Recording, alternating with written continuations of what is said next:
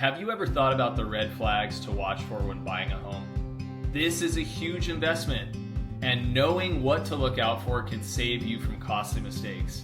So in this video, I'm going to walk you through several types of homes you might want to think twice about, from structural concerns to homes in higher risk areas. Let's break these down. This way you can make the most informed decision possible. All right, so let's get into this. Number one, structural issues. The first type of house to avoid absolutely is one with structural issues. Homes that have structural issues are major red flags for any home buyer.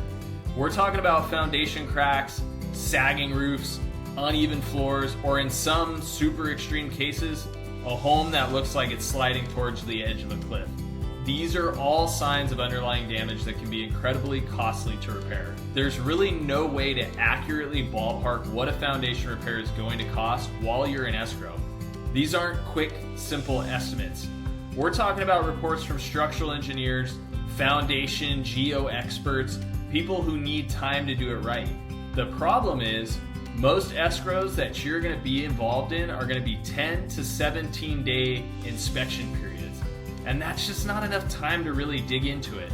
Meanwhile, while you're in escrow, the listing agent and the seller are wondering why you're doing so many investigations. And of course, it's your right, but it creates pressure. So all of this to say, structural issues are too difficult to grapple with during the confines of an escrow period. Now, if you're watching this and you're thinking, maybe I'll just ignore these structural issues, that's gonna lead to way bigger problems down the line.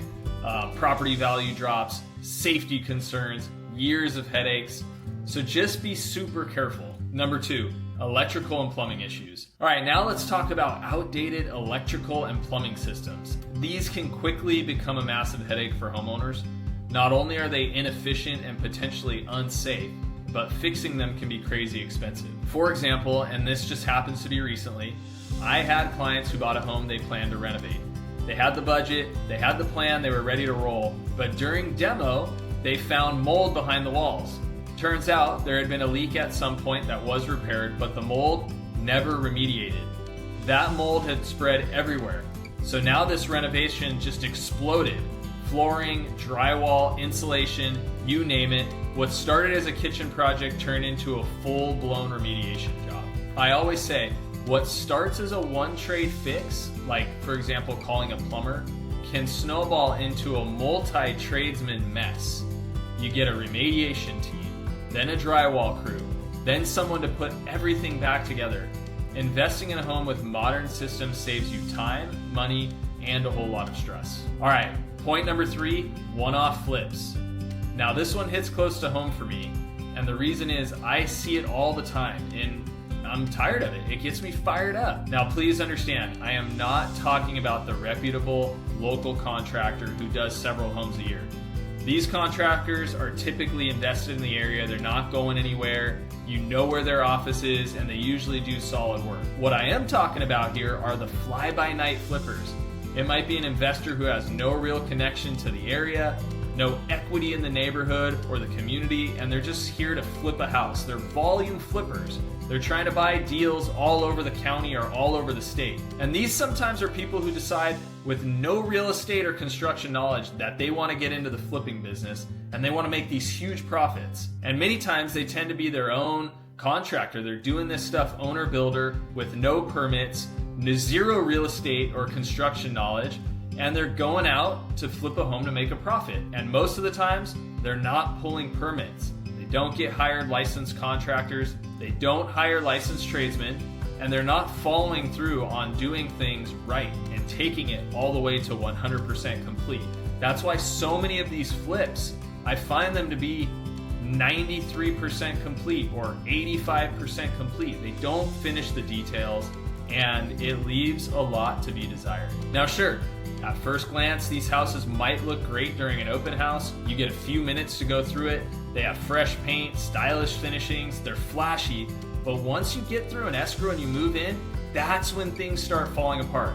I've seen warped wood siding that can't handle the sun, paint peeling off the house in just a few months, drywall cracks because foundation issues weren't taken care of. or wood floors that weren't properly climatized. They were moved on site, and we're in a beach city. The floors were immediately put in, and then they climatize, they expand, they contract, and they warp on the poor new homeowner who's already moved in. And I've seen homes where you could take a credit card out of your wallet and swipe it down the seam of a floor like an ATM machine. And that is not what you want. So if you're looking at a flipped home, be thorough. Inspections are a must.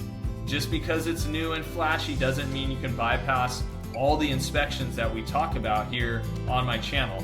And if something feels off, bring a local contractor you trust, even if you have to pay them. That one extra look could save you thousands. Number 4, old fixer-uppers. All right, now I'm all for a good fixer. I've personally bought a couple of them. I love these types of projects, and they can be a fantastic way to build equity. But I do want to give you some cautionary pointers here. So tackling a super old fixer-upper like that can be extremely daunting, and it can be financially exhausting. So you've got to budget accordingly. From a time standpoint, from a mental stamina and a stress standpoint, and also from a monetary standpoint. Like my points above, these homes are going to require extensive renovations. You've got outdated electrical panels, potential structural issues, and that's going to mean significant upfront costs. And a good rule of thumb is if you're sitting there and you're mapping everything out and you're like, yeah, I can do it for this much. Yeah, I think I can do it in this much time. A good rule of thumb is just double it. If doubling it would kill you, then this fixer-upper is probably not for you. And the reason that is you have potential for some of those unexpected problems to arise during your renovation period. So you've got to factor in that double the time, double the money rule of thumb. Now here in San Clemente and the greater South Orange County area, we don't have a ton of 100 plus year old homes like there are in other parts of the country, but tackling a super old fixer-upper that's approaching 100 can be very overwhelming. These properties, it's not just paint and carpet anymore. You could be dealing with completely outdated wiring that is no longer salvageable. Same with the plumbing, structural concerns. The whole gamut of problems. That's what you could potentially find in these very, very old 100 plus year old homes. And not to mention there are those hidden hazards, stuff that you might not even think of, like lead paint, asbestos. These are big buzzwords right now, and they come with serious health risks. If you get flagged for asbestos and you're doing something that's, permitted through the city, it's not just a cleanup job. They're going to require hazmat crews. This stuff needs to be tagged and bagged, and it gets expensive very fast to hire the correct remediation crews. Me personally, that's why I always walk fixers with a contractor. We do what I call a contractor walk. You get rough numbers, understand the scope of the work. That way my clients go into it with eyes wide open, because most of the time it's going to be those curveballs that wreck your budget, not the stuff you were already expecting. Number 5, homes in a flood or fire zone. Now you can imagine this is a really tough one, right? Especially in today's day and age with everything California has gone through, from wildfires to landslides. And what I can say being here in San Clemente is that you're not going to get those stunning ocean views unless you're up on a hill. And with that elevation often comes the risk. We're talking landslides, fire zones, and soil movement. And my friends, this is not a blanket don't buy statement, not at all. I've personally bought ocean view homes up on the hill, and they come with the same risks. I've had the geological consultations where inspectors flat out told me, yeah, the corner of your house has shifted over time, you're on a hill, and it's always slowly moving towards the ocean. And it's unsettling to hear that. It's just one of those things that's tough to hear. And that's where you're faced with the decision to buy or to walk. And each property needs to be examined on a case-by-case basis, and it's one of those things where if you live in a high-risk zone, your costs are going to go up, especially with insurance. Insurance companies price based on risk, plain and simple. And beyond the premiums, you've got to think about the mental stress. Am I going to have to evacuate? What happens if there's property damage? How is this going to affect my daily life? So it becomes all about weighing the risks and making informed decisions. That's something that I help my clients with. I bring the geo inspectors.